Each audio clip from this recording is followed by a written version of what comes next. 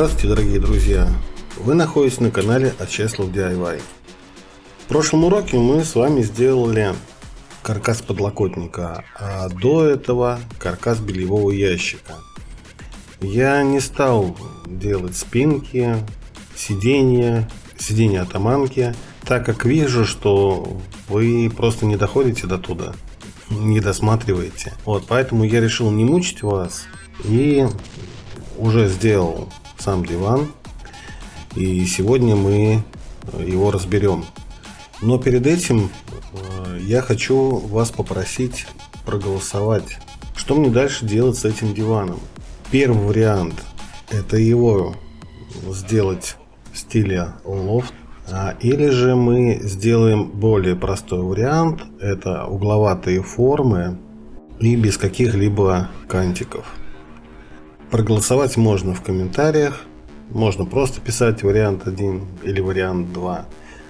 Я посмотрю на это голосование, и тогда уже определюсь, что мы будем делать. Будем такого плана делать с прямыми формами, или же вот такой вариант в стиле лофт с кантиками. Еще для того, чтобы вас простимулировать, просматривать от начала до конца, ловите подсказки во время видео, которые будут вести вас к документации по этому дивану.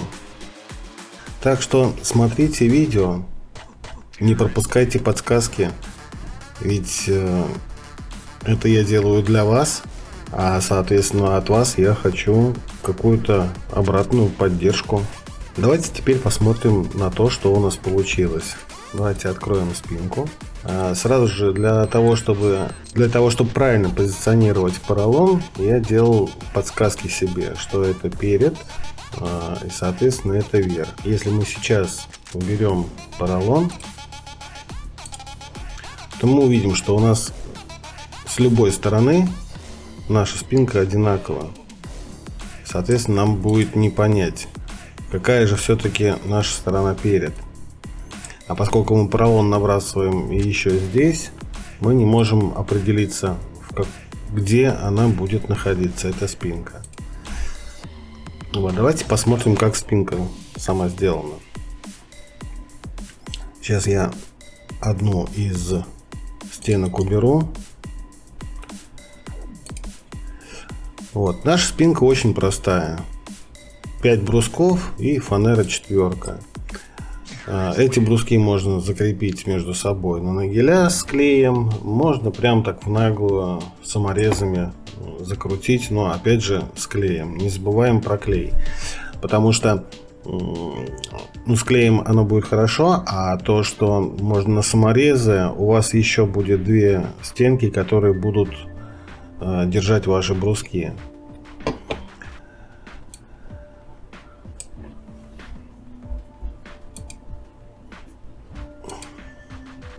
И еще хочу от вас услышать, нужно ли вам вообще залезать сюда, в iLogic, и рассматривать эти правила. Сейчас, если мы перейдем, здесь у меня прописаны правила. И на самом деле эти правила реально дают хорошую автоматизацию. Но если вы делаете для себя, для дома, то да, это вам не надо. Если вы все-таки позиционируете себя как разработчик или стараетесь быть разработчиком мягкой мебели, хотите, то тогда обращайте внимание на этот код. Так, вернем обратно нашу стенку и закроем. Сохранить, да. Так, давайте посмотрим атаманочку. Открыть. Как у нас реализована атаманка? Мы взяли, соответственно, создали короб. Здесь у меня одна стоит. На самом деле сюда еще надо одну добавить и сюда, для более жесткой конструкции. 4 брусков маловато. Один здесь стоит, один здесь и 2 спереди. Давайте я сейчас уберу поролон. Так, чтобы не мотать, можно здесь нажать минус. И здесь поставить нет. готово. Как реализована у меня тележка, или сиденье атаманки. Создана рамка. Сверху мы кинули фанеру 4. Здесь также фанера 4 зашивает наши рамочки, рамки царги. Соответственно, чтобы у нас была возможность забивать сюда ткань, мы здесь еще проложили вот такие проставки и оставили здесь 13, здесь 10. Почему 13? Да, и здесь 13. Ну и ничего страшного. 10 миллиметров. Для того, чтобы нам сюда забить ткань. Потом уже прибиваем вот эту вот рамочку. Все, наши рамки. Одна создана передняя рамочка. Здесь создана рамка. И эта рамка, она уже фанерой 4 зашивает все полностью. Вы крепитесь, получается, через эту стойку, крепитесь через эту к этой, а дальше уже зашиваете фанерой 3. Наши колесные опоры. Да, еще, кстати, я хотел у вас спросить, нужно ли вам показывать, как они делаются? Колесные опоры, те же самые петли. Точно так же оставляйте в комментариях. Я почитаю, и если что, то сделаем эту колесную опору, сделаем уже с вами вместе. Так, ну все. Вот наше, получается, сиденье атаманки. Вернем обратно наше ППУ. Через зависимость или сборку соединил с нашим сиденьем. Давайте теперь посмотрим, как реализовано здесь сиденье, наполнение нашего сиденья. По бокам я сделал поролон 20, спереди тоже поролон 20. Сиденье здесь первый слой пустил 100 S3530, а сверху memory foam. Спинку я вам показал, сиденье атаманки показал. Теперь можно перейти к сиденью дивана. Переходим к сиденью дивана, и здесь по большому счету та же самая конструкция, только единственное, что у нас здесь стоит брусок. Не знаю, почему он именно здесь, почему не посередине. Вот. Но опять же, да, можно зайти и тут же сразу же поправить, там, поставить жесткий правка, и здесь сделать там 270. Маловато будет. Давайте изменим на 300. Ну вот, да, на 300 нормально. Не знаю, я не прописывал почему-то именно вот этот брусок. Просто, видимо, наверное, ставил. Здесь точно так же. По бокам я поставил 20, 100 и 60. Спереди также 20. Вот. Если мы будем делать диван в стиле лофт, то я думаю, что нашу 20 нужно будет заменить на 40. Соответственно, убрать вот эту вот проставку, которая там у нас существует, и просто царгу намертво прикрепить к сидению. Вот. И, соответственно, здесь поролон уже пустить целиковый. Так, закрываем. Переходим обратно к нашему дивану. Как мы видим, вот наш диван. У нас также создан уже эскиз. Вот. И размеры, глубина по атаманке у нас 1500 миллиметров. Посадочное место у нас 700. Ящик, как я уже и говорил, глубиной 650, когда мы еще делали эскиз. В принципе, получилось так, что я удержал те размеры, которые были на эскизе. Высота подлокотника я ее сделал 500 миллиметров. На самом деле можно сделать и выше. То есть сейчас у нас между от сидения до подлокотника 95 миллиметров. Вот, можно перейти в нашу сборку, поскольку у меня уже сделана форма. Я могу сделать так, что высоту подлокотника здесь задать, как я и хотел, 600. Окей. У нас сейчас происходит перестраивание нашей модели. Вот. Также мы перейдем обратно. Чертеж нашего дивана обновился. Ну и соответственно здесь мы видим, что уже от сидения до верха подлокотника 195. Вот эти все вещи с iLogic, они очень хороши, что можно тут же поменять размеры. Но вы еще не знаете, что вы хотите. Да? Соответственно, мы заходим в форму, подлокотник, допустим, я хочу, чтобы у меня был 300.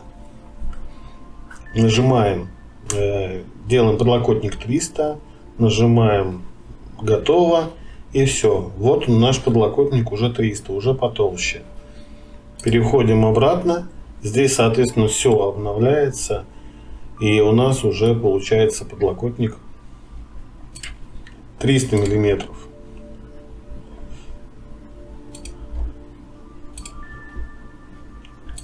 Все, это очень удобно.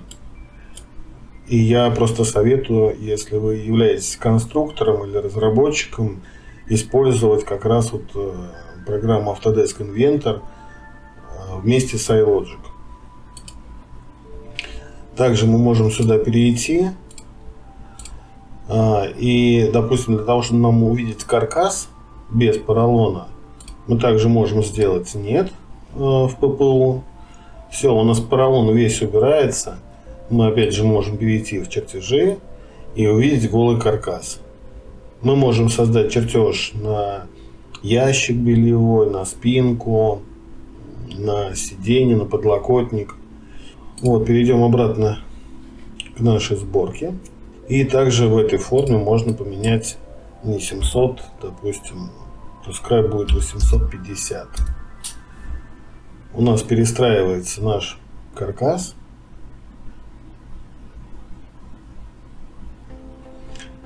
И можем сразу накинуть поролон.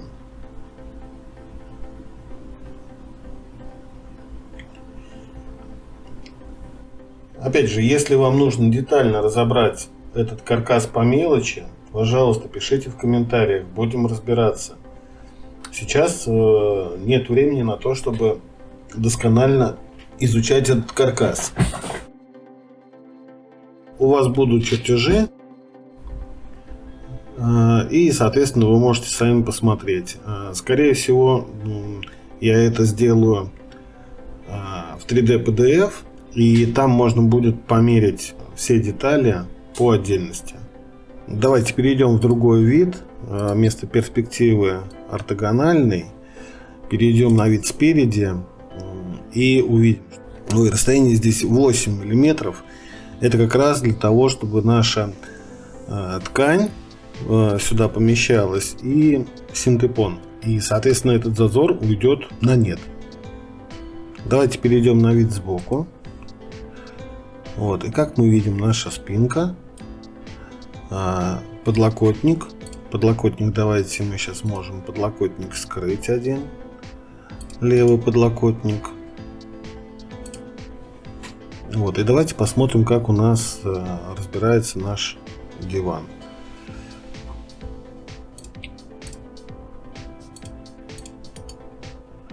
Запустим привод. Тоже, кстати, очень удобная вещь. Можно посмотреть, как все разбирается. Окей. И привод спинки включим. Вот он так вот включается. Все, у нас опускается спинка. Все, у нас спинка с сиденьем вровень. Здесь опять же у нас имеется зазор. Этот зазор составляет Если мы сейчас уберем поролон у спинки, заходим в формы, здесь уберем поролон. Вот, и здесь можно посмотреть расстояние между нашим ящиком и спинкой. Можно померить, здесь вот есть линеечка, выбрать вот эту плоскость и выбрать грань. И вот как мы здесь видим, 4 миллиметра. Почему я выбрал 4 миллиметра? Это для того, чтобы торцы зашить тканью, ну и соответственно у нас на самой спинке тоже будет ткань. 4 миллиметра это нормальная толщина для того, чтобы наша спинка падала и здесь фиксировалась на боковину ящика. Перейдем на вид чуть-чуть сверху, и здесь мы видим, что у нас само сиденье и спинка разной ширины. Объясню почему. Сюда на боковину я поставил 20-ку, а на спинку поставил 10-ку. 20-ку при таком исполнении каркаса поставить невозможно, сделать их одинаковыми, потому что в этом случае спинка будет проваливаться внутрь. И, соответственно, она уже не будет уровень, вы задербасите спинку по бокам, и все, ни к чему хорошему это не приведет. Поэтому наши, как говорится, размеры сидений и спинки отличаются. Почему 20-ка? Если бы это был бы обычный диван, не угловой, я бы сделал бы размеры сидений такими же, как и размер спинки. Но вот в чем дело. Здесь у нас существует еще атаманка. Вот, и у атаманки мягкость вот этой вот боковины я хочу видеть точно такую же, как и спереди у нашего сидения обычного.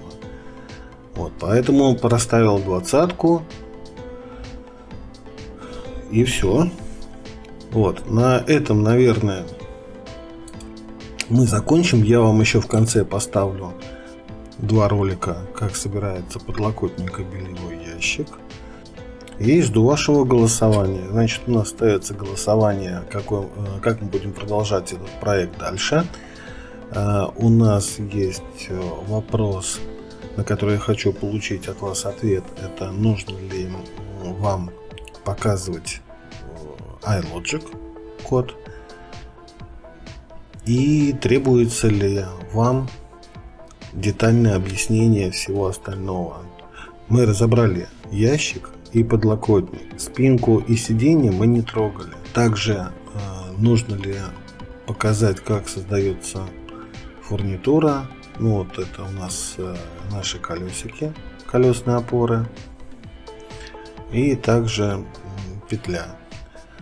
Петлю, как вы помните, я скачал с сайта, но на самом деле она была там неправильной формы, с какими-то дикими размерами непонятными. Видимо, это кто-то делал, не сам завод. Так что пишите, подписывайтесь на канал, если вы не подписаны, ставьте лайки.